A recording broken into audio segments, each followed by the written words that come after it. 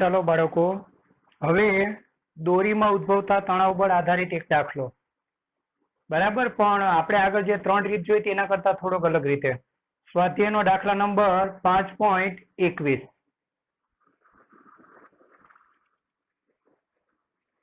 સ્વાધ્યાયનો દાખલા નંબર 5.21. શું કીધું વાંચો.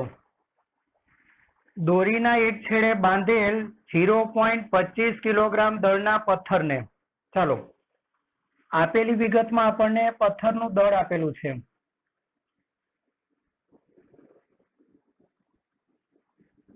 આપેલ વિગત, ચાલો એમાં આપણને પથ્થરનું દળ સ્મોલ એમ આપેલું છે. કેટલું? 0.25 kg. ચાલો 0.25 kg. દોરીના એક છેડે બાંધેલા 0.25 kg દળના પથ્થરને સમક્ષિતિજ સમતલમાં 1.5 મીટર ત્રિજ્યાના વર્તુળમાં, ચાલો ત્રિજ્યા R આપેલી છે, ત્રિજ્યા R 1.5 મીટર ત્રિજ્યાના વર્તુળમાં 40 પરિભ્રમણ પર મિનિટની ઝડપથી ઘુમાવવામાં આવે છે. પરિભ્રમણ પર મિનિટ કે રેડિયન પર સેકન્ડ એ કોણીય ઝડપ ઓમેગાનો સંકેત કહેવાય. કોણીય ઝડપ આ તમારે 7મા ચેપ્ટરમાં આવે છે, કોણીય ઝડપ ઓમેગા. ચાલો કેટલું છે? 40 રિવોલ્યુશન અથવા રિવોલ્યુશન પર મિનિટ. પણ આ તમારે હંમેશા રેડિયન પર સેકન્ડમાં જોઈએ. ચાલો આ પરિભ્રમણ, એક પરિભ્રમણ પૂરું કરે એટલે એક પરિભ્રમણ પૂરું કરે, બરાબર, એક પરિભ્રમણ પૂરું કરે તો કેટલા રેડિયન થાય? 2π. એટલે એક પરિભ્રમણ માટેના 2π રેડિયન, એટલે 2π વડે ગુણી દીધા. અને 1 મિનિટ માટેને 60 સેકન્ડ. ચાલો એટલે પરિભ્રમણ પર મિનિટને રેડિયન પર સેકન્ડમાં ફેરવવું હોય તો 2π/60 વડે ગુણવા પડે. આ શૂન્ય કેન્સલ થાય. ચાલો 4 દુ 8, આ કેટલાય ભાગ ચાલે? 3. એટલે તમારું આ પદ આવે 4π/3 રેડિયન પર સેકન્ડ. ચાલો આટલા પરિભ્રમણ પર મિનિટની ઝડપથી ઘુમાવવામાં આવે છે. કયા સમતલમાં? સમક્ષિતિજ સમતલમાં. તો દોરીમાં તણાવ કેટલું હશે? એટલે તણાવ બળ T શોધવાનું છે. બરાબર, શું કીધું એ તો વાંચ્યું ને. ચાલો દોરીના છેડે, આખી પરિસ્થિતિ તમને સમજાવી જાઉં. ચાલો ધારો કે આ દોરી, એના છેડે પથ્થર બાંધેલો છે અને પથ્થર બાંધીને એને સમક્ષિતિજ સમતલમાં ઘુમાવવામાં આવે છે. આમ ઊભા સમતલમાં નહીં, પણ સમક્ષિતિજ સમતલમાં, આડા સમતલમાં ઘુમાવવામાં આવે છે, આડા સમતલમાં. એટલે આ છેડે કોઈ વ્યક્તિએ પકડી રાખેલું હશે ને એને આ રીતે ઘુમાવવામાં આવે છે. અને અહીંયા શું બાંધેલો છે? પથ્થર.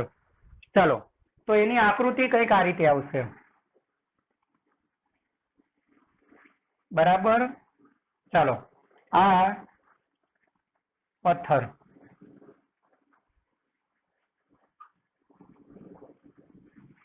બરાબર. હવે એક વસ્તુ આપણને ખબર છે કે વર્તુળમય ગતિ છે અને આ જગ્યાએ ધારો કે વિષમઘડી દિશામાં ગતિ કરે છે, તો આ જગ્યાએ એનો વેગ સ્પર્શકની દિશામાં હોય અને વેગનું મૂલ્ય અચળ હોય. નિયમિત વેગ હોય તો, નિયમિત ન હોય તો બદલાતું હોય પાછું. બરાબર, ચાલો આપણે શું કરવાનું? તણાવ બળ. હવે એક વસ્તુ તમે જોજો, બહુ અગત્યની વસ્તુ. આપણને ખબર છે કે વર્તુળમય ગતિમાં એક બળની જરૂર પડે છે. ચાલો કયા બળની જરૂર પડે છે? કેન્દ્રગામી બળ. હવે એ કેન્દ્રગામી બળ છે ને એ જુદા જુદા ફોર્મમાં મળતું હોય, જુદા જુદા સ્વરૂપે મળતું હોય. દાખલા તરીકે ધારો કે પૃથ્વી, અર્થ, પૃથ્વી એ સૂર્યની આસપાસ પરિભ્રમણ કરે છે લંબવૃત્તીય કક્ષા કે વર્તુળાકાર માર્ગે, તો ત્યાં તેને જે કેન્દ્રગામી બળની જરૂર પડે છે ને, કેન્દ્રગામી બળ એટલે કઈ બાજુ ખેંચી રાખવું પડે? એક વસ્તુ આપણે બધાને ખબર પડે કે ધારો કે તમે દોરીને પકડી રાખશો ને ત્યાં સુધી આ રીતે ફર્યા કરશે. હવે ધારો કે દોરી ફરતા ફરતા આ જગ્યાએ આવીને છોડી દીધું તો એ આમ ફેંકાઈ જશે. એટલે તમે તે જ્યાં સુધી પકડી રાખો છો ત્યાં સુધી અંદર તરફ એને એક પ્રકારનું બળ આપો છો. કયું બળ? કેન્દ્રગામી બળ. હવે એ કેન્દ્રગામી બળ એ જુદા જુદા ફોર્મમાં મળી રહેતું હોય. પૃથ્વી અને સૂર્યની વાત હોય ને તો એને કેન્દ્રગામી બળ, મને એક વસ્તુ કહો, કેન્દ્રગામી બળ અંદર તરફ જોઈએ તો અંદર તરફ એને કયું બળ લાગે છે? ગુરુત્વાકર્ષણ બળ. તો અહીંયા કેન્દ્રગામી બળ એ ગુરુત્વ બળના ફોર્મમાં મળે છે. હવે અહીંયા આપણને ખબર છે કે દોરીમાં એક પ્રકારનું બળ હોય. કયું બળ? તણાવ બળ. તો દોરીનો જ્યારે કેસ હોય ને, દોરીનો કિસ્સો, અને વર્તુળમય ગતિ થતી હોય ને તો ત્યારે એને કેન્દ્રગામી બળ એ કોના સ્વરૂપમાં મળી રહે છે? તણાવ બળ સ્વરૂપમાં. બરાબર? એટલે કેન્દ્રગામી બળ જે કોઈ બી જગ્યાએ વર્તુળમય ગતિ થતી હશે ત્યાં કમ્પલસરી કેન્દ્રગામી બળ હોય જ, અને એ કેન્દ્રગામી બળ જુદા જુદા ફોર્મમાં મળતું હોય. બરાબર? તો સૂર્યની આસપાસ પૃથ્વીની ગતિ હોય તો ત્યાં કેન્દ્રગામી બળ છે એ ગુરુત્વ બળના સ્વરૂપમાં મળી રહે છે. દોરીના છેડે કોઈ પથ્થર બાંધીને એને તમે ગોળ ગોળ ફેરવતા હશો, બરાબર, તો ત્યાં કેન્દ્રગામી બળ એ તણાવ બળના ફોર્મમાં મળે છે, તણાવ બળના સ્વરૂપમાં મળે છે. પછી હજુ બીજી એક વાત કરીએ આપણે. ધારો કે કોઈ એક વ્યક્તિ એ આ રીતે ફરતા ટર્ન ટેબલ પર બેઠેલો છે. બરાબર? ચાલો, આ ફરતું ટર્ન ટેબલ, એક વ્યક્તિ અહીંયા બેઠેલો છે, અથવા પુસ્તક લઈ લો તો વાંધો નહીં. ચાલો, એક પુસ્તક ટર્ન ટેબલ પર પડેલું છે. તો દેખીતી વાત છે કે ટર્ન ટેબલ ફરે એટલે પુસ્તક બળ ફરવાનો, એટલે પુસ્તકની ગતિ બી વર્તુળાકાર ગતિ હશે. તો પુસ્તકને બી કેન્દ્રગામી બળની જરૂર પડવાની છે કે નહીં? તો ત્યાં તેને કેન્દ્રગામી બળ કોણ પૂરું પાડે? હવે ત્યાં તો દોરી તો છે નહીં, બરાબર, દોરી નથી, અને પૃથ્વી અને સૂર્ય વચ્ચે લાગતું ગુરુત્વાકર્ષણ બી નથી. તો ત્યાં તેને કેન્દ્રગામી બળ કોણ પૂરું પાડે? તો આ ચેપ્ટરમાં આવતું આગળનો ટોપિક ઘર્ષણ બળ પૂરું પાડશે. કોણ પૂરું પાડશે? ઘર્ષણ બળ. એટલે એક વસ્તુ આપણને ખબર છે, એક વસ્તુ ખબર છે કે ધારો કે ઘર્ષણ બળ ન હોત, બરાબર, તમે બધાને અનુભવ હોય કે ધારો કે તમે મેળામાં કોઈ પણ કપ રકાબી કે ટોરામાં બેઠેલા હોય, બરાબર, એટલે જ્યાં સુધી એ ધીમે ધીમે ફરશે ત્યાં સુધી તમે એકદમ આરામથી બેઠેલા હશો. પણ જેવી સ્પીડ વધવા માંડે ને એટલે તરત તમારે પકડવું પડશે. બરાબર? મનમાં થોડો ડર બી પેદા થઈ જશે. કેમ? કારણ કે હવે સ્પીડ વધે ને, સ્પીડ વધે એટલે કેન્દ્રગામી બળ મોટું થતું જાય, અને કેન્દ્રગામી બળ મોટું થતું જાય ને જો ઘર્ષણ બળ એને પૂરું નહીં પાડી શકે તો તમે બહાર ફંગોળાઈ જશો. બરાબર? બીજી એક વસ્તુ તમે વિચારો, તમને કેમ ખબર પડી કે ઘર્ષણ બળ એ જરૂરી કેન્દ્રગામી બળ પૂરું પાડે છે, એટલે કેન્દ્રગામી બળ એ ઘર્ષણ બળના રૂપમાં મળે છે, કેમ ખબર પડી? એક વસ્તુ તમે વિચારો, ધારો કે આ ટર્ન ટેબલ અતિ લીસું હોત, ઘર્ષણ બળ છે જ નહીં એવું ધારો, તો ઘર્ષણ બળ નો હોત તો સામાન્ય સ્પીડમાં ફરવા માંડે જ ને તો બી પુસ્તક ફંગોળાઈ જશે. બરાબર? હવે ધારો કે ઘર્ષણ બળ થોડુંક છે તો શરૂઆતમાં થોડી સ્પીડ વધે એટલે ફંગોળાઈ જશે. હવે ધારો કે એકદમ લીસી સપાટી છે અને ઘર્ષણ બળ પૂરેપૂરું મળે છે તો હજુ વધારે સ્પીડમાં ફરશે તો બી ફંગોળાશે નહીં.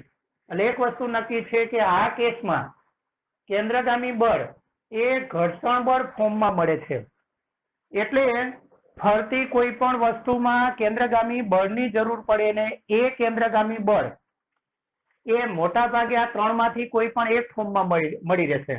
દોરી હોય ને એટલે હંમેશા ઘર્ષણ બળ, આ કેન્દ્રગામી બળ એ તણાવ બળના રૂપમાં મળે છે. સૂર્ય, પૃથ્વી, કોઈ પણ બે પદાર્થ હોય, બરાબર, પછી આગળ જતા હું ઇલેક્ટ્રોન ને પ્રોટોન ની બી વાત કરીશ. ઇલેક્ટ્રોન અને પ્રોટોન, ધારો કે આ પ્રોટોન અને ઇલેક્ટ્રોન, તો ત્યાં તેને કેન્દ્રગામી બળ એ ગુરુત્વ એ વિદ્યુત બળના સ્વરૂપમાં મળે છે. આમાં એને કેન્દ્રગામી બળ એ કયા ફોર્મમાં મળે છે? વિદ્યુત બળ. વિદ્યુત બળ એ 12મા ધોરણમાં તમારે આવશે હો કે આનો વીજભાર ઇન્ટુ આનો વીજભાર Q1 Q2 બાય R². એટલે આમાં એને કેન્દ્રગામી બળ એ વિદ્યુત બળના સ્વરૂપમાં મળે છે. એટલે જ્યારે બી કોઈ બી વસ્તુ વર્તુળાકાર ગતિ કરતી હોય એટલે કેન્દ્રગામી બળની કમ્પલસરી જરૂર પડે જ. એ કેન્દ્રગામી બળ દોરી હોય તો તણાવ બળના સ્વરૂપમાં મળશે. ઇલેક્ટ્રોન પ્રોટોનની વાત હશે તો વિદ્યુત બળના સ્વરૂપમાં મળશે. કોઈ પણ દળ ધરાવતા બે પદાર્થ કે સૂર્ય અને પૃથ્વીની વાત હશે તો ગુરુત્વ બળના સ્વરૂપમાં હશે. સપાટી અને પદાર્થ વચ્ચે ઘર્ષણાંક આપેલો હશે, ઘર્ષણ બળને લગતી કોઈ બી વાત હશે તો કેન્દ્રગામી બળ એ ઘર્ષણ બળ સ્વરૂપમાં મળી રહે છે. ચાલો તો ફરીથી આપણે મૂળ વાત પર આવી. અહીંયા દોરી છે તો જરૂરી કેન્દ્રગામી બળ કોણ પૂરું પાડશે? કોના સ્વરૂપમાં મળી રહેશે? તણાવ બળ સ્વરૂપમાં. ચાલો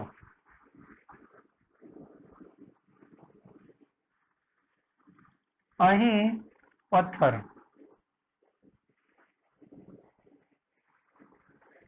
વર્તુળમય ગતિ કરતો હોવાથી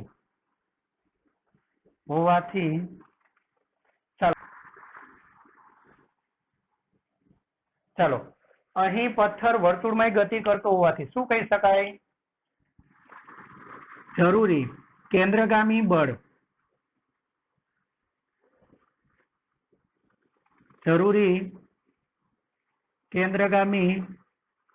બળ બરાબર તણાવ બળ.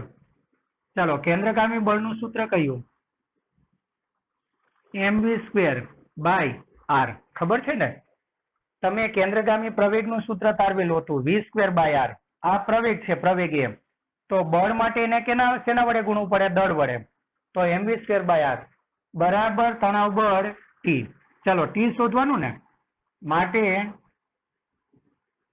તણાવ બળ T શોધવાનું એટલે T ને ડાબી બાજુ લખી દો. હવે આપણી પાસે V નથી, ઓમેગા છે, તો V = r ઓમેગા. એટલે m બાય r તો લખવાનું જ, m બાય r. V ની જગ્યાએ શું લખશું? r omega. આ સૂત્ર યાદ રાખજો. આપણને ખબર છે કે V = શું? r omega. આ સૂત્ર તમારે યાદ રાખવું પડશે, 7મા ચેપ્ટરમાં આવશે.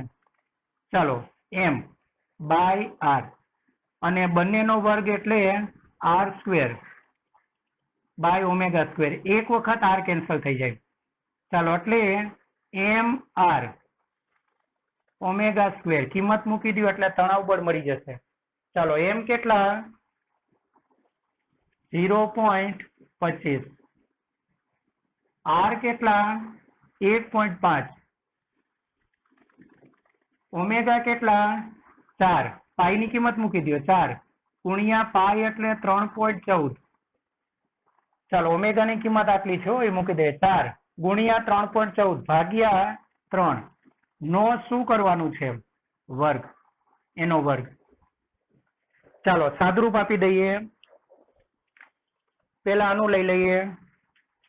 ચાલો 4 નો વર્ગ 16 ગુણ્યા 3.14 ગુણ્યા 3.14 વર્ગ હોવાથી ભાગ્યા 3 નો વર્ગ 9. ચાલો ગુણ્યા 1.5 ગુણ્યા 0.25 એટલે તમારો જવાબ આવે 6.57. ચાલો 6.57 ન્યૂટન. તો અત્યારે દોરીમાં ઉદ્ભવતું તણાવ બળ આટલું હશે. ચાલો હવે આમાં જ બીજો કેસ. શું કીધું વાંચો?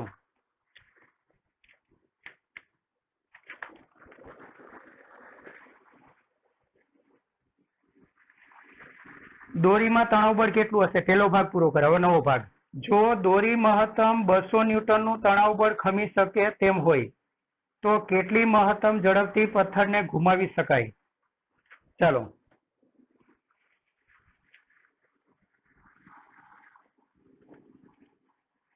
હવે દોરી મહત્તમ 200 ન્યૂટનનું તણાવ બળ ખમી શકે છે। ચાલો હવે જોજો, ધ્યાન આપજો, બહુ અગત્યની વસ્તુ। આ બધા કેસમાં છે ને વસ્તુ, ચાલો વર્તુળાકાર ફરે ને, ફેંકાઈ ન જાય ને એ માટે શું જરૂરી છે આ બધા કેસમાં? તો અહીંયા ઘર્ષણ બળ, અહીંયા ગુરુત્વ બળ, અહીંયા તણાવ બળ, અહીંયા વિદ્યુત બળ, ગ્રેટર ઓર ઇક્વલ કેન્દ્રગામી બળ। કારણ કે કેન્દ્રગામી બળ આ ફોર્મમાં મળે છે। હવે એક વસ્તુ જુઓ, તણાવ બળનો જ વિચાર કરીએ। ધારો કે એને 10 ન્યૂટન કેન્દ્રગામી બળની જરૂર પડે છે, પણ દોરીમાં ઉદ્ભવતું તણાવ બળથી એને માત્ર 8 જ ન્યૂટન મળે છે।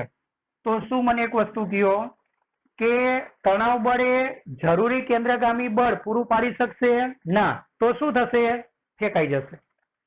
પણ ધારો કે કેન્દ્રગામી બળ 10 ન્યૂટન હોય અને તણાવ બળ એને ધારો કે 18 ન્યૂટન મળતું હોય, તો હવે દોરી એને અંદર તરફ તાણી રાખશે। જુઓ, કારણ કે એની જે કેપેસિટી છે એના કરતા તણાવ બળ વધારે મળે છે, બરાબર? તો હવે દોરી એને તાણી રાખશે, તો હવે ફેંકાઈ નહીં જાય। એટલે કોઈ પણ પદાર્થ વર્તુળમય ગતિ કરી શકે એ માટે જરૂરી શું છે? આ બધા બળ છે ને, એ બળ કેન્દ્રગામી બળ જેટલા કે એના કરતા મોટા હોવા જોઈએ। જો ચાલો દોરી તૂટી ન જાય તે માટે, દોરી તૂટી ન જાય તે માટે ચાલો શું થવું જોઈએ? તણાવ બળ ગ્રેટર ધેન કેન્દ્રગામી ગ્રેટર ઓર ઇક્વલ કેન્દ્રગામી બળ, બરાબર? ચાલો હવે આ બધું સાફ કરી નાખીએ। આ બધું યાદ રાખવાનું આપણે।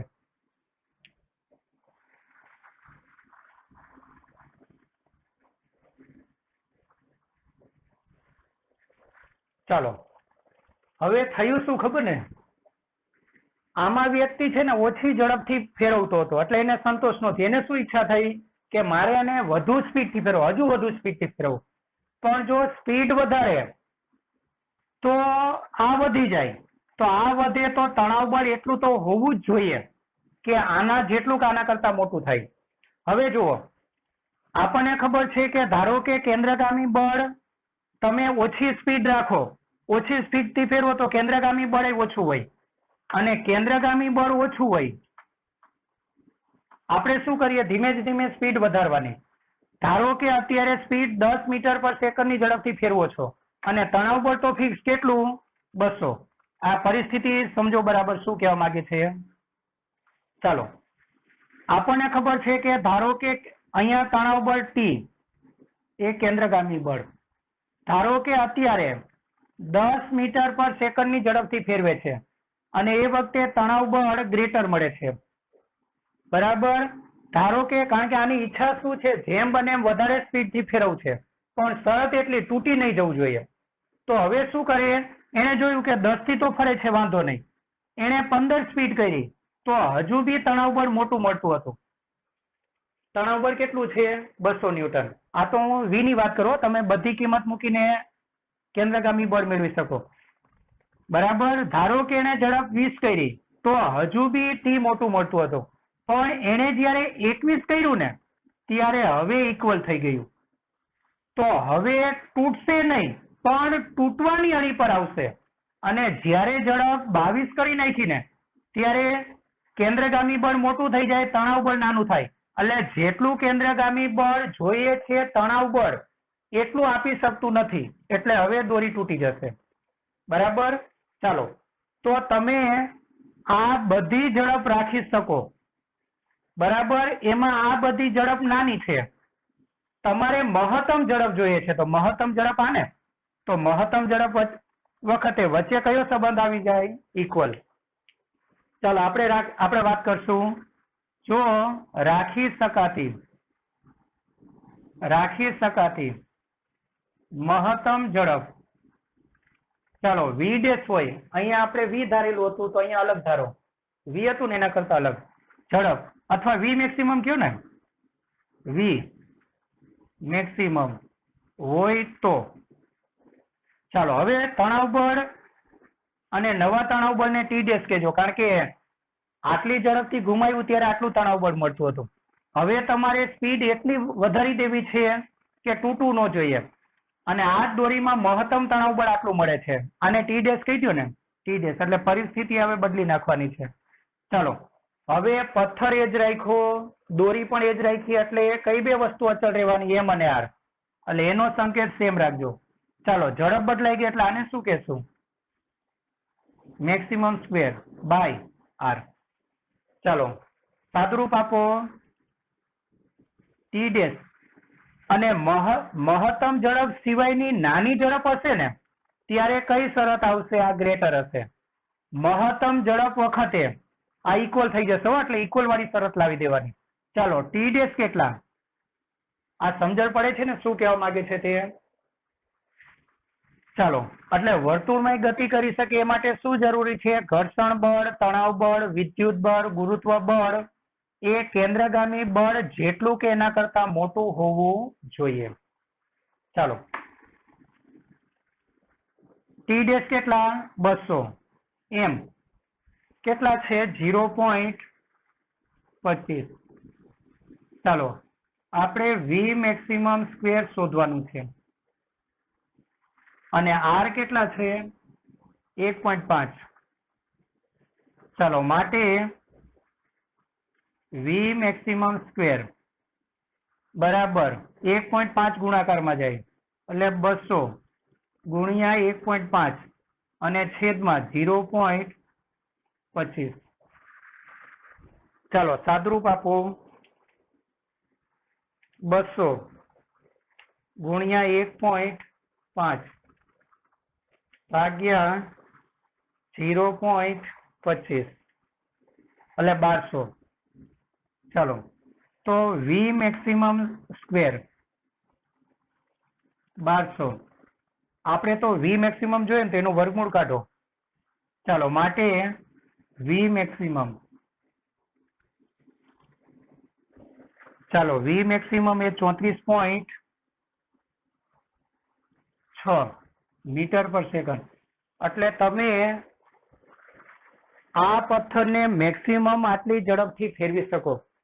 આટલી ઝડપથી ફેરવશો ને ત્યારે શું થશે, તણાવ બળ એ કેન્દ્રગામી બળ જેટલું થઈ જશે.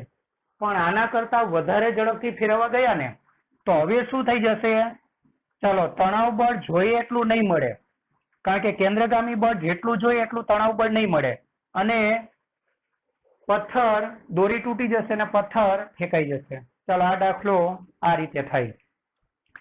નંબર સ્વાધ્યાયનો દાખલા નંબર 5.4. ચાલો સ્વાધ્યાયનો દાખલા નંબર 5.4, અને આ બધા જ દાખલા થોડા થોડા વિચાર માગી લેવા છે, એટલે એક વખતમાં ખ્યાલ ન હોય તો રિપીટ કરીને 2-3 વખત જોવા હો. શું કીધું વાંચો. લીસા સમસ્થિતિ ટેબલ પર એ લંબાઈના દોરીના એક છેડે, એ લંબાઈની દોરીના એક છેડે એમ દળના કણ સાથે અને બીજો છેડો એક નાની ખીલી સાથે બાંધેલો છે, એટલે અહીંયા ખીલી ને એમ દળનો પદાર્થ. જો કણ વી ઝડપથી વર્તુળમય ગતિ કરે, હવે શું કરવાનું, કણને વી ઝડપથી વર્તુળમય ગતિ કરાવવાની, તો કણ પરનું ચોખ્ખું બળ કેટલું હશે કેન્દ્ર તરફ, તો એને કેન્દ્ર તરફ કયું બળ લાગે, તણાવ બળ. ચાલો નીચેનામાંથી સાચો વિકલ્પ પસંદ કરો. તો ચોખ્ખું બળ ટી, ચાલો બીજામાં T minus mv square by L, ત્રીજામાં T plus mv square by L, ચોથામાં 0. તો કયું હશે, ઓપ્શન એ. ચાલો આનો જવાબ ઓપ્શન એ આવે, કેન્દ્ર તરફ એને એક જ બળ લાગતું હશે, કયું, તણાવ બળ. હજુ આ દાખલાના અનુસંધાનમાં એક દાખલો છે, સ્વાધ્યાયનો દાખલા નંબર 5.21 કર્યો ને, 5.22. હવે 5.22 કરો ને એટલે 5.1 થી ચાલુ કરીને 5.22, એમાં વચ્ચે એક જ બાકી રહી ગયો 5.13, બાકીના પૂરા થઈ જાય. શું કીધું વાંચો. સ્વાધ્યાયના દાખલા નંબર 5.21 માં જો મહત્તમ ઝડપ કરતા વધુ ઝડપ આપીએ મહત્તમ ઝડપ કરતા વધુ ઝડપથી ફેરવવામાં આવે તો દોરી એકાએક તૂટી પડે તો તૂટ્યા બાદ પદાર્થનો ગતિપથ નીચેનામાંથી કઈ સાચી રીતે વર્ણવી શકાય? લખીશ ને તમારે PDF મોકલો એમાંથી લખી નાખવાનું. હવે તમે આના કરતા વધારે સ્પીડમાં ફેરવો તો દોરી તૂટી પડે. ધારો કે આ જગ્યાએ તૂટી પડી, ફરતા ફરતા જ્યારે અહીંયા આવે છે ત્યારે તૂટી પડે. ત્યારે આપણને ખબર છે કે વર્તુળમય ગતિમાં કોઈ પણ બિંદુ પાસે વેગ સ્પર્શકની દિશામાં હોય. તો અહીંયા તૂટી પડે તો અહીંયાથી પથ્થર શું કેન્દ્ર દિશામાં જશે? શું આમ ત્રાંસો ફેંકાશે? ના, કારણ કે ત્યાંથી એને ગતિ કઈ દિશામાં હશે? સ્પર્શકની દિશામાં. તો એ કઈ દિશામાં આગળ જશે? સ્પર્શકની દિશામાં. તો શું કીધું વાંચો. એટલે ધારો કે આ જગ્યાએથી તૂટી પડે છે તો નીચેનામાંથી કયો ગતિપથ તેનો હશે? પથ્થર ત્રિજ્યાવર્તી દિશામાં જશે? તો ના.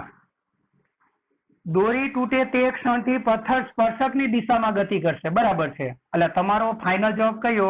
બી. અને સી માં શું કીધું? પથ્થર સ્પર્શક સાથે એવા કોણે ગતિ કરશે કે જેનું માન પથ્થરની ઝડપ પર આધારિત હશે. ખોટું. એટલે ગમે તે કોણે ગતિ ન કરે. એક વસ્તુ ધ્યાન રાખવાની કે જે વખતે તૂટે છે એ વખતે એની ગતિની દિશા જે દિશામાં છે એ દિશામાં આગળ વધે. વર્તુળમય ગતિ છે એટલે કોઈ પણ બિંદુ પાસે વેગ સ્પર્શકની દિશામાં, એટલે કોઈ પણ બિંદુ પાસે દોરે તૂટે તો વેગ સ્પર્શકની દિશામાં હોય. એટલે તૂટે એ વખતે પથ્થરની ગતિની શરૂઆત ક્યાંથી થશે? સ્પર્શકની દિશામાં. પછી એ નીચે પડશે, પણ તૂટે એ વખતે એની ગતિ કઈ દિશામાં છે? સ્પર્શકની દિશામાં. તો કયો ઓપ્શન આવે? બી. એટલે આપણા બે દાખલા જાતે થઈ જાય છે. કયા? આના આધારિત 5.4 અને 5.22. ચાલો એ દાખલા તમારે નોટમાં જાતે લખી નાખવાના. ચાલો બાળકો, હવે આપણે એક એવા ટોપિકની ચર્ચા કરવાની છે કે જે આપણી બુકમાં નથી પણ એના દાખલા છે. બરાબર. આભાસી બળ, સુડો ફોર્સ. એમાં પી સાયલન્ટ વર્ક કહેવાય. બરાબર. એટલે આને સુડો ફોર્સ કહેવાય. Sudo force. ચાલો. અને આભાસી બળનો સંકેત બળ માટે F અને આના માટે P, FP. હવે આભાસી બળ છે ને એ અદ્રશ્ય બળ છે, અજ્ઞાત બળ છે. બરાબર. હવે અદ્રશ્ય બળ હોય તો દેખીતી વાત છે કે એ આપણને દેખીતી રીતે બળ નહીં લાગતું હોય, અદ્રશ્ય બળ છે. બરાબર. ચાલો. હવે આ બળ તમને ક્યાં જોવા મળે? તો સિમ્પલ વસ્તુ, તમે બસનું ઉદાહરણ ખબર છે તમને? બરાબર. ધારો કે આ એક સાદું લોલક છે. બસમાં એક દોરીથી એક બ્લોક લટકાવેલો છે અને બસ અચાનક એ જેટલા પ્રવેગથી આગળ ધકેલાય તો આ લોલક કે દોલક કઈ બાજુ ધકેલાશે? પાછળ તરફ. બરાબર. તો દેખીતી વાત છે કે અહીં આને કોઈ દેખીતો ધક્કો નથી, આને કોઈ ધક્કો મારતું નથી, છતાં એ પાછળ ધકેલાઈ જાય. તો આ પાછળ લઈ જનારું બળ છે ને કે આભાસી બળ, સુડો ફોર્સ. બરાબર. એટલે આ બળ ક્યાંય તમને દેખાતું નહીં હોય, છતાંય જો આ બળ અપ્લાય નહીં કરો તો અમુક પરિસ્થિતિ એવી હશે કે ત્યાં તમે ન્યૂટનના ગતિના નિયમ અપ્લાય નહીં કરી શકો. ચાલો, આ બધી જ વસ્તુ આપણે સમજવાની છે. હવે જુઓ, ન્યૂટનની ગતિના નિયમો. તો Newton law of motion, NLM કહેવાય. ન્યૂટન લો ઓફ મોશન, ન્યૂટનની ગતિના નિયમો. હવે ન્યૂટનની ગતિના નિયમો છે ને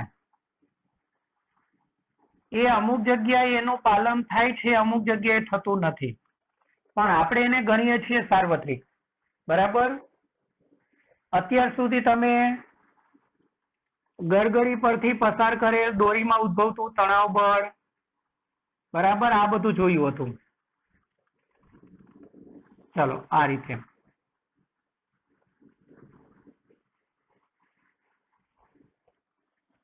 બરાબર. અને ત્યાં તમે શું કરતા હતા? અવલોકનકારને તમે જમીન પર ઉભો રાખી દીધેલો હતો. ચાલો, અવલોકનકારને જમીન પર ઉભો રાખેલો હતો અને જમીન પર ઉભો રાખેલો હતો એટલે જમીન સ્થિર હતી એટલે એને કોઈ વેગ કે પ્રવેગ નહોતો. બરાબર. એટલે જ્યારે ચાલો નિર્દેશ ફ્રેમ કોને કહેવાય ખબર ને? અવલોકનકાર જે જગ્યાએથી રહીને અવલોકન કરે છે એ જગ્યાને નિર્દેશ ફ્રેમ કહેવાય. એટલે અવલોકનકાર સ્થિર નિર્દેશ ફ્રેમમાં હોય, એને કોઈ પ્રવેગ ન હોય, તો આ નિયમનું બહુ સારી રીતે પાલન થાય છે. ચાલો, આ નિયમનું બહુ સારી રીતે પાલન થાય છે. અને આવી જે નિર્દેશ ફ્રેમ હોય ને, નિર્દેશ ફ્રેમ, ચાલો એને ઝડપીય નિર્દેશ ફ્રેમ કહેવાય. ચાલો એને શું કહેવાય? ઝડપીય નિર્દેશ ફ્રેમ. ચાલો, બે પ્રકારની નિર્દેશ ફ્રેમ આવશે. પેલી કઈ? ઝડપીય નિર્દેશ ફ્રેમ. ચાલો, ઝડપીય નિર્દેશ ફ્રેમ કોને કહેવાય? કે જ્યાં પ્રવેગ ન હોય. પ્રવેગ ન હોય. બરાબર. ચાલો, પ્રવેગ ન હોય તો એવી નિર્દેશ ફ્રેમમાં ન્યૂટનના ગતિના નિયમોનું બહુ સારી રીતે પાલન થાય છે. ચાલો, એટલે વ્યાખ્યાની શરૂઆત આપણે આ શબ્દથી કરશું. જે નિર્દેશ ફ્રેમોમાં અને આ કેવી નિર્દેશ ફ્રેમ? જ્યાં પ્રવેગ શૂન્ય હોય. ચાલો, જે નિર્દેશ ફ્રેમોમાં ન્યૂટનના ગતિના નિયમો ખાસ કરીને પહેલો બીજો નિયમ, ટૂંકમાં લખવું હોય તો NLM. ચાલો, જે નિર્દેશ ફ્રેમોમાં ન્યૂટનના ગતિના નિયમોનું પાલન થાય છે તે નિર્દેશ ફ્રેમોને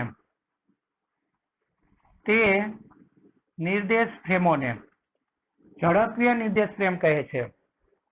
ચાલો, આના ઉદાહરણ લેવા હોય તો કેવી નિર્દેશ ફ્રેમ લખાય? તો પ્રવેગ ન હોય તેવી, એટલે કે સ્થિર નિર્દેશ ફ્રેમ. સ્થિર હોય કે અચળ વેગી, વેગ અચળ હોય તો બી પ્રવેગ શૂન્ય હોય, સ્થિર હોય તો બી પ્રવેગ શૂન્ય, એટલે સ્થિર કે અચળ વેગી નિર્દેશ ફ્રેમ. બરાબર. ચાલો, આ બે માંથી નિર્દેશ ફ્રેમ એટલે અવલોકનકાર જે જગ્યાએ હોય તેવો. ચાલો, આ બંનેમાંથી કોઈ પણ એક નિર્દેશ ફ્રેમ હશે ને તો એમાં પ્રવેગ નહીં હોય ને, પ્રવેગ નહીં હોય ને તો ન્યૂટનના ગતિના નિયમોનું બહુ સારી રીતે પાલન થતું હશે. એટલે આને કેવી નિર્દેશ ફ્રેમ કહેવાય? ઝડપીય નિર્દેશ ફ્રેમ. પણ જ્યારે પ્રવેગિત ગતિ કરતું હશે, પ્રવેગિત ગતિ એટલે પ્રવેગ શૂન્ય નહીં હોય, એટલે પ્રવેગિત ગતિ કરતું હશે તો એવી નિર્દેશ ફ્રેમોમાં ન્યૂટનના ગતિના નિયમોનું પાલન થતું નથી. બરાબર. આવી નિર્દેશ ફ્રેમોને શું કહેવાય? અઝડપીય નિર્દેશ ફ્રેમ. આ બધું વધારાનું છે પણ બહુ અગત્યનું. અઝડપીય નિર્દેશ ફ્રેમ. ચલો, જ્યાં એ શૂન્ય ન હોય. બરાબર. આમાં તમે જુઓ તો ધારો કે એક અવલોકનકાર જમીન પર ઉભેલો છે, આનું અવલોકન કરે, અને બીજા અવલોકનકારને બસમાં બેસાડેલો છે, આનું અવલોકન કરે, તો આના માટે ઝડપીય નિર્દેશ ફ્રેમ કહેવાય. એટલે આ જ્યારે આનું અવલોકન કરતો હશે ને તો ન્યૂટનના નિયમોનું પાલન થશે, પણ આ જ્યારે આના માટે અવલોકન કરતો હશે ને તો ન્યૂટનના નિયમનું પાલન નહીં થાય. એ હમણાં આપણે સમજીએ.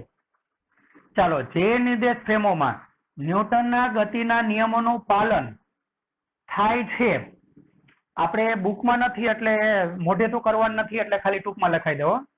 જે નિર્દેશ ફ્રેમોમાં ન્યૂટનના ગતિના નિયમોનું પાલન થતું નથી, શેનું? NLM. ચાલો, ન્યૂટન લો ઓફ મોશન નું પાલન થતું નથી, તે નિર્દેશ ફ્રેમોને કેવી કહેવાય? અઝડપીય નિર્દેશ ફ્રેમ. અને આના ઉદાહરણ લેવા હોય ને, ચાલો આના આપણે ઉદાહરણ લેવા હોય તો કયા કયા લઈ શકાય? પ્રવેગિત. ચાલો, પ્રવેગિત કે પ્રતિપ્રવેગિત નિર્દેશ ફ્રેમ. આ બંને નિર્દેશ ફ્રેમમાં ચાલો ન્યૂટનના ગતિના નિયમોનું પાલન થતું નથી. બરાબર. એટલે જ્યાં પાલન થાય છે એને કેવી કહેવાય? જ્યાં પ્રવેગ શૂન્ય હોય એવી નિર્દેશ ફ્રેમને શું કહેવાય?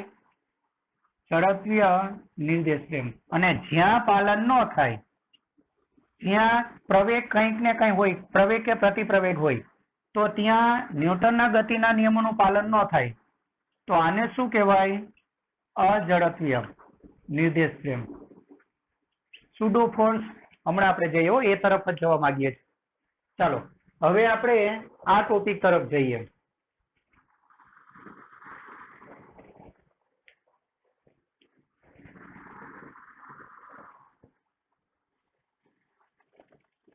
ચાલો હવે આપણે શું કરીએ છીએ?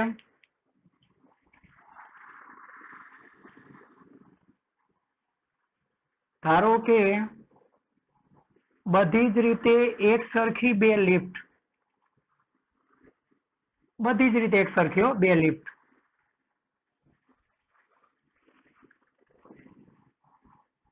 ચાલો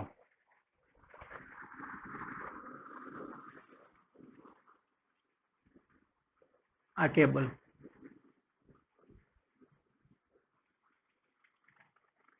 હવે આ લિફ્ટમાં આપણે શું કરેલું છે? ચાલો એક દોરીથી એક ગોળો લટકાવેલો છે અને દોરી અને ગોળો બધી જ રીતે સરખા છે, બંને સરખા છે, લંબાઈ બી સરખી, દોરી પણ એકની એક જ છે, ગોળા પણ બધી રીતે સરખા છે, બધું જ સરખું છે. ચાલો અને બંને કેસમાં લિફ્ટ એ જેટલા પ્રવેગથી ઉપર જાય છે, બંને કેસમાં લિફ્ટ ચાલો કેટલા પ્રવેગથી ઉપર જાય છે? એ જેટલા પ્રવેગથી ઉપર જાય છે. બરાબર. ચાલો હવે આપણે શું કરીએ છીએ? આમાં અવલોકનકાર જમીન પર રહેલો વ્યક્તિ છે. ચાલો એટલે આના માટે કેવી નિર્દેશ છે? એના માટે તો પ્રવેગ શૂન્ય ને, આના માટે તો પ્રવેગ શૂન્ય છે અવલોકનકાર માટે, એટલે આની ગતિનું અવલોકન આ કરે છે. ચાલો આમાં શું કરશું? અવલોકનકાર લિફ્ટમાં બેઠેલો વ્યક્તિ હશે, આની ગતિનો અભ્યાસ આ કરે છે. તો આના માટે તો પ્રવેગ હવે છે કેટલો?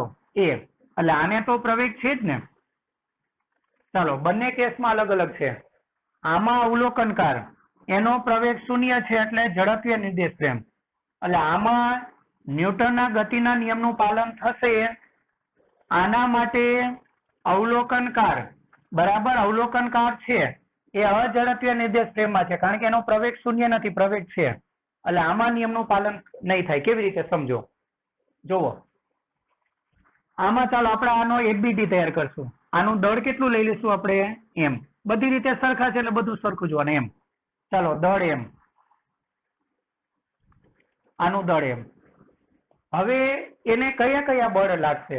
ચાલો તો એને કયા બળ લાગશે? તો નીચે એનું વજન બળ અને ઉપર એક બળ લાગશે. કયું બળ? દોરીમાં ઉદ્ભવતું તણાવ બળ. બરાબર. ચાલો અને આની સાપેક્ષે એને પ્રવેગ કેટલો હશે? એ, કારણ કે આ પોતે સ્થિર, એટલે આને આ કેટલા પ્રવેગથી ઉપર જતો દેખાશે? એ જેટલા પ્રવેગથી.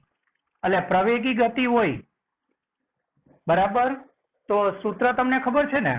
ચાલો ઉપર તરફ પ્રવેગ છે તો F બરાબર ma પરથી આપણે આગળ સમજાવેલું છે. F એટલે નેટ ફોર્સ, પરિણામી બળ. તો એકને પ્લસ ગણવાનું, બીજાને માઇનસ ગણવાનું. ચાલો એટલે આ તમારું શું થશે? T, F તરીકે બળનો તફાવત T માઇનસ mg બરાબર એનું દળ ગુણ્યા એનો પ્રવેગ ma. ચાલો તણાવ બળ T મેળવવા માટે આને પેલી બાજુ લઈ જાઓ. માટે તણાવ બળ T બરાબર પેલી બાજુ જાય તો પ્લસ થઈ જાય ને, mg પ્લસ ma. એટલે અહીંયા તમે ન્યૂટનની ગતિનો નિયમનો બહુ સારી રીતે પાલન કરી શક્યા. જુઓ ચાલો હવે આપણે આ પરિસ્થિતિ જોઈએ. એફબીડી તૈયાર કરીએ. ચાલો આનું દળ આપણે કેટલું આપશું? એમ. એને નીચે એક બળ લાગે છે, કયું? વજન બળ. અને ઉપર એને એક બળ લાગે છે, તણાવ બળ. દોરી એકની એક જ છે એટલે તણાવ બળ બી સરખું, લટકાવેલું વજન બી સરખું છે એટલે તણાવ બળ સરખું. હવે આની સાપેક્ષે આનો પ્રવેગ કેટલો? શૂન્ય. સાપેક્ષ પ્રવેગની વાત છે. કારણ કે આનો પોતાનો પ્રવેગ બી એ, આનો પોતાનો બી એ માઇનસ એ એટલે 0. સાપેક્ષમાં ખબર ને તફાવત આવે. આમાં સાપેક્ષ પ્રવેગ કેમ એ હતો? કારણ કે આનો એ, આનો 0, a માઇનસ 0 એટલે એ. આમાં સાપેક્ષ પ્રવેગ કેટલો? 0. બરાબર, એટલે આમાં કોઈ પ્રવેગ નથી, સાપેક્ષ પ્રવેગ નથી એવું કહું છું હું, સાપેક્ષ પ્રવેગ નથી. ચાલો, તો હવે આમાં શું થાય? તો t બરાબર mg થાય ને. હવે બંને મિત્રો વાત કરે છે કે બંને દોરીને બધું સરખું હતું. આ મિત્ર કહે છે કે મને તો તણાવ બળ કેટલું મળ્યું? mg plus ma. ત્યારે આ મિત્ર આને ફોન કરીને જણાવે છે કે મને તણાવ બળ કેટલું મળ્યું? mg. તો હવે આવું કેવી રીતે પોસિબલ બને? કારણ કે એકને એક દોરી, એકને એક ગોળો લટકાવેલો છે, એક સરખા પ્રવેગથી ગતિ કરે છે, તો બંને કેસમાં તણાવ બળ સરખું મળવું જોઈએ. પણ એકને તણાવ બળ કેટલું મળ્યું છે? mg plus ma. બીજાને મળ્યું છે mg. તો તણાવ બળ હંમેશા બંને કેસમાં સરખું જ હોવું જોઈએ. એટલે દેખીતી વાત છે કે આ બેમાંથી કોઈ એક ખોટો. તો હવે શું કર્યું? આ બંનેને લેબમાં મોકલવામાં આવ્યા અને લેબમાં પ્રયોગો કરીને માલુમ પડ્યું કે આ વ્યક્તિ સાચો હતો, આ વ્યક્તિ ખોટો હતો. બરાબર, ચાલો, આ વ્યક્તિ સાચો હતો, આ વ્યક્તિ ખોટો હતો. એટલે આમાં ન્યૂટનના ગતિના નિયમોનું પાલન થતું હતું, આમાં ન્યૂટનના ગતિના નિયમોનું પાલન થતું ન હતું. તો હવે આપણને પ્રશ્ન એ થાય કે જ્યારે અવલોકનકાર પ્રવેગી કે પ્રતિપ્રવેગી ગતિ કરતો હશે તો શું ત્યારે ન્યૂટનના ગતિના નિયમો આપણે નહીં અપ્લાય કરી શકીએ? કારણ કે ન્યૂટનના ગતિના નિયમોનું તો પાલન નથી થતું. તો જો આપણે નિયમ અપ્લાય ન કરી શકીએ તો આપણે વેગ મેળવવો હોય, દાખલા તરીકે આપણે પ્રવેગિત ગતિ કરતા બસમાં બેઠા હોય, બરાબર, પછી લપસવાની શરૂઆત કરતી ટ્રોલીમાં બેઠા હોય, તો એ બધા પ્રવેગી ગતિ છે. આપણે બધા એની અંદર બેઠા છીએ. તો આપણે અવલોકનકારને પ્રવેગ છે અને પ્રવેગ હોય તો શું આપણે ન્યૂટનના ગતિના નિયમો ન લાગુ પાડી શકીએ? કારણ કે ન્યૂટનના ગતિના નિયમો લાગુ ન પાડીએ તો આપણે વેગ, પ્રવેગ, બળ એ બધું કેવી રીતે મેળવશું? એટલે અત્યાર સુધીના જે કોયડા ઉકેલા છે ત્રીજા, ચોથા, પાંચમા ચેપ્ટરમાં એ મળે જ નહીં, કારણ કે એ બધા ન્યૂટનના ગતિના નિયમથી જ મેળવેલા છે. તો હવે પ્રશ્ન એ થાય કે જો આવી નિર્દેશ ફ્રેમમાં ન્યૂટનના કેવી નિર્દેશ ફ્રેમમાં જ્યારે અવલોકનકાર ક્યાં હશે? પ્રવેગિત કે પ્રતિપ્રવેગિત કરતી વસ્તુની અંદર હશે. એટલે અવલોકનકારને બી પોતાને પ્રવેગ હશે, પ્રવેગ કે પ્રતિપ્રવેગ. તો એ કેસમાં ન્યૂટનના ગતિના નિયમોનું પાલન નહીં કરી શકાય, નહીં કરી શકાય. તો આપણે ત્રીજા, ચોથા, પાંચમા ચેપ્ટરમાં જે સૂત્ર, જે કોયડા ઉકેલેલા છે એ બધા જ આપણા માટે વ્યર્થ થાય. તો હવે આપણે ન્યૂટનના ગતિના નિયમોનું પાલન કરાવવું છે. તો આ વખતે તમારે શું કરવું પડે? આ કેસમાં એક વધારાનું બળ ઉમેરવું પડે. અને એ વધારાનું બળ કઈ બાજુ ઉમેરવું પડે? બરાબર, તો જે વસ્તુનો અભ્યાસ કરો છો ને, જે વસ્તુનો અભ્યાસ કરો છો એના પર આની વિરુદ્ધ દિશામાં, આની કે આની બે એક જ કહેવાય, આ બંને એક જ દિશામાં આવ્યો, એની વિરુદ્ધ દિશામાં.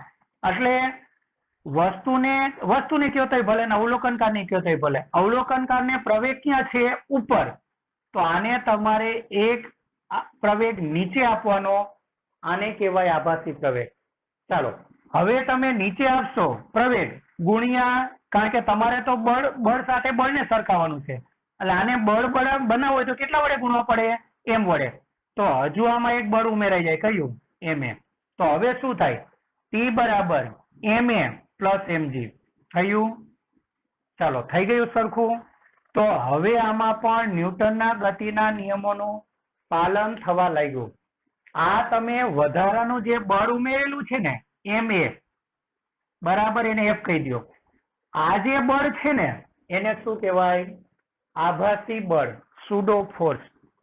ચાલો, એટલે સુડો ફોર્સ ક્યારે અપ્લાય કરવાનો ખ્યાલ આવ્યો? જ્યારે અવલોકનકાર પોતે પ્રવેગિત કે પ્રતિપ્રવેગિત ગતિ કરતો હોય ત્યારે અવલોકનકાર જે વસ્તુનો અભ્યાસ કરતો હોય એ વસ્તુ પર એક્ઝેક્ટ આની વિરુદ્ધ દિશામાં, બરાબર, આને જેટલો પ્રવેગ હોય એ પ્રવેગ ગુણ્યા દળ એટલે બળ ને, તો આને જેટલો પ્રવેગ હોય, જેટલો બળ હોય એટલો જ પ્રવેગ આને એની વિરુદ્ધ દિશામાં આપવાનો. ચાલો, આ બળ કે આ પ્રવેગને આભાસી બળ કે આભાસી પ્રવેગ કહેવાય. ચાલો બેટા, ખ્યાલ આવે છે આટલું? એટલે હવે એક વસ્તુ નક્કી થઈ ગઈ કે આને, ચાલો, બસ ને કે અવલોકનકારને પ્રવેગ આગળ તરફ છે, તો આને આભાસી પ્રવેગ ક્યાં આપવો પડે? પાછળ તરફ. ચાલો બેટા, સમજાય છે આટલું? આભાસી પ્રવેગ ક્યારે આપવો અને કેવી રીતે આપવો, ખ્યાલ આવ્યો? ચાલો, આભાસી પ્રવેગ કેવી રીતે આપવો મને તમે જરા કહેજો. દાખલા તરીકે ધારો કે આ કોઈ એક ટ્રક, બરાબર? ચાલો, ટ્રક એ હમણાં પ્રવેગિત ગતિ કરે છે, પ્રવેગિત ગતિ. તો એમાં રહેલો દોલક કઈ બાજુ ધકેલાઈ જશે? પાછળ તરફ. તો આનો તમે જયારે એફબીડી તૈયાર કરો ને, આનો એફબીડી, ચાલો આનો એફબીડી તૈયાર કરો એટલે નીચે એને કયું બળ હશે? વજન બળ. નીચે એને વજન બળ હશે. અને તણાવ બળ હવે આમ ત્રાંસુ હશે, આમ ત્રાંસુ. ચાલો, હમણાં મેં તમને કીધું કે એક્ઝેક્ટ ગતિની વિરુદ્ધ દિશામાં એક બળ લગાડવાનું. ચાલો, આનું દળ આપણે કેટલું ધારી લેશું? એમ ધાર્યું છે ને એમ. તો આની ગતિની દિશામાં, અને અવલોકનકાર અહીંયા છે, એટલે અવલોકનકારને બી પ્રવેગ કેટલો હશે? એ જેટલો જ ને, કારણ કે અવલોકનકાર એ ટ્રકનો એક ભાગ છે, એટલે ટ્રકને જેટલો પ્રવેગ હશે એટલે જ આને પ્રવેગ હશે, બરાબર? તો આની ગતિનો અભ્યાસ કરે છે, તો આને એક વધારાનું બળ આપવાનું. કઈ બાજુ? આ બંનેની વિરુદ્ધ દિશામાં. ચાલો, એ બળ કેટલું હશે? એમએ. આ એમએ ને શું કહેવાય? આભાસી બળ. આને શું કહેવાય? આભાસી બળ. ચાલો બેટા, સમજાય છે? એટલે આભાસી બળ ક્યારે આપવું? તો જ્યારે અવલોકનકાર પ્રવેગિત કે પ્રતિ પ્રવેગિત ગતિ કરતી નિર્દેશ ફ્રેમમાં બેઠેલો હોય, તો એ જેનો અભ્યાસ કરે છે એ વસ્તુ પર આની વિરુદ્ધ દિશામાં એક બળ લગાડવાનું. એ બળ કોઈ દેખીતું નહીં હોય પણ આભાસી હશે, એટલે એને આભાસી બળ કહેવાય. એટલે આભાસી બળ એક્ઝેક્ટ આની વિરુદ્ધ દિશામાં, બરાબર? કારણ કે બધાને ખબર પડે કે જેવું આ ટ્રક ઝટકાથી ઉપડે છે ને, જેવું ઝટકાથી ઉપડે છે તરત જ આ બાજુ, આ કઈ બાજુ ધકેલાઈ જાય? પાછળ. તો એને પાછળ ધકેલવાનું કામ આ વ્યક્તિ નથી કરતો, કોઈ દેખીતા બળ વગર જ એ પાછળ ધકેલાઈ જાય છે. આ પાછળ ધકેલનારું બળ એટલે કયું? આભાસી બળ. ચાલો, તો આભાસી બળમાં આટલું ધ્યાન રાખવાનું. આપણી બુકમાં દાખલા છે એ આપણે પછી નેક્સ્ટ ટાઈમ લઈએ.